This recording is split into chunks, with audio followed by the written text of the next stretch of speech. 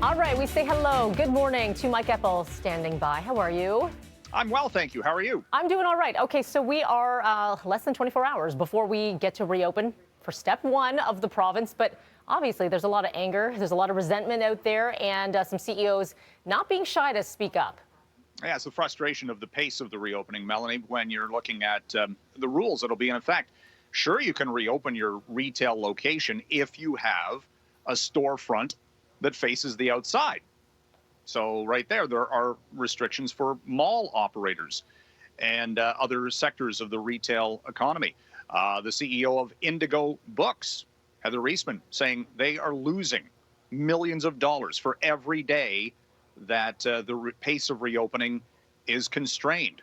And the CEO of CINEPLEX, Alice Jacob, he has very harsh words, shall we say, for the fact that movie theaters are still closed, and citing the data that showed there were no indications of COVID-19 spread when the theaters were allowed to be open, even at limited capacity last year. So yeah, there's still a lot of frustration, and I think part of it is look just across the border or at other provinces and how things are reopening much faster.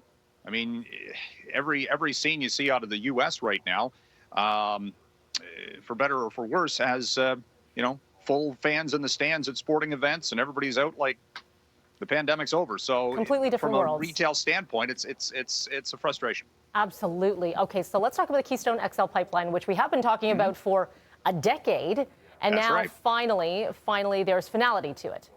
That's right. TC Energy, the operator of Keystone or builder of it, finally officially scrapped the project after the Biden administration basically said it was done on the first day that Joe Biden was in office earlier this year. It has been a 10-year fight, for lack of a better description, to build this pipeline to feed the U.S. Energy system from the oil sands in northern Alberta. And it's come at a great cost for, well, TC Energy is taking a $2 billion write-down. The Alberta government has lost $1.5 billion. Thousands of jobs are now gone from this. It has been a pushback by environmental groups who say now they're going to look at other energy projects. At the same time, however, you've got the Trans Mountain pipeline, which our federal government bought in 2018 from Kinder Morgan, looking to resell that. And the Trans Mountain has right now two bidders, and they're both Indigenous groups. The latest yesterday, backed by Pembina Pipelines of Calgary. And that's going to sell for billions of dollars. So on one hand, you've got a number of projects being looked at to potentially be shut down. The Michigan Line 5 is another one that is a political talking point right now. Line 3. And it's this push-pull to, continue to get energy to where it's needed. And there's no lack of demand on the market. I can see that pretty much by the price for oil this morning, north of $70 per barrel. And yet at the same time, the energy companies themselves are looking at net zero targets, including the oil sands, by 2050. Wow. All right, Mike, a lot to digest there. We're going to have to wrap early for you today because I want to bring you a site, okay? Are you ready? All right. Okay, so 6:17, we're going to bring in Frankie. Ready? Prepare your eyes for the gloriousness that is this solar eclipse. If we've got that live shot coming back. And Frankie, we just want to tell our viewers again, you don't want to do this with the naked eye, okay? So there can be some optical damage if you do that.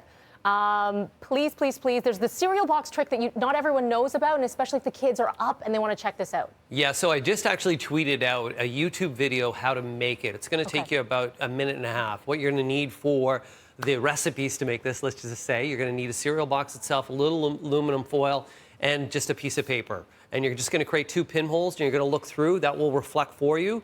Right now, if you were to look at the solar eclipse just with your eye, you would pretty much just see like what the ring of fire is. You wouldn't actually see that bite out of the sky. So if you're wondering what people are doing right now along the lake shores, if everybody's looking in cereal boxes right now, this is a shot from Kevin Meisner this morning from 680 News. And right along the lake shore, everybody's looking into cereal boxes.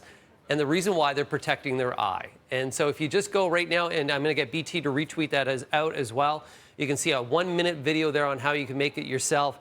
And this is a wonderful site that's out there. Once again, that ring of fire. It's pretty much a partial eclipse. The next eclipse happens in December But you will not see that here in Toronto, because if you want the best view for that eclipse, you have to go to Antarctica. Okay, so we'll just stay here, but check this out. Family arriving here. They've got their cereal boxes in hand. They're ready to go. We're about what, 20 minutes from the height of it all, right? And what it means by the height is when it's done. Okay. So it's pretty much, so what we got to see was that little bite, and then the bite looks like, well, it was a bigger bite, forgive me, and then as it gets further and further and further on, the moon moves away from the sun. So what happens is we start to see more sun. So we'll say at 6:40, we fully see the sun. All right, there you go. All right, so check that out. Get that cereal box. Check out Frankie's Twitter. There it is. He's just going to change his focus here, Nice. because you can't see it with the bare eye. So this is what the camera is allowing to do. And so we can see how the sun now is getting bigger. So there was a big bite at 5:40 this morning. That was the biggest bite we were going to see at 86%. And now, as the sun's and the moon is moving and moving and moving, we're going to see more sun. But we still see that ring around. See the ring that's there? I love Johnny Cash. Where's that Johnny Cash song? it. That's what we needed. We'll get it. We'll get that ring of fire. All right, it is 6:20 right now. We're going to take a quick break. We'll bring you back to this shot if you can't get that cereal box yourself. And we'll show you the very cool solar eclipse. We'll be right back.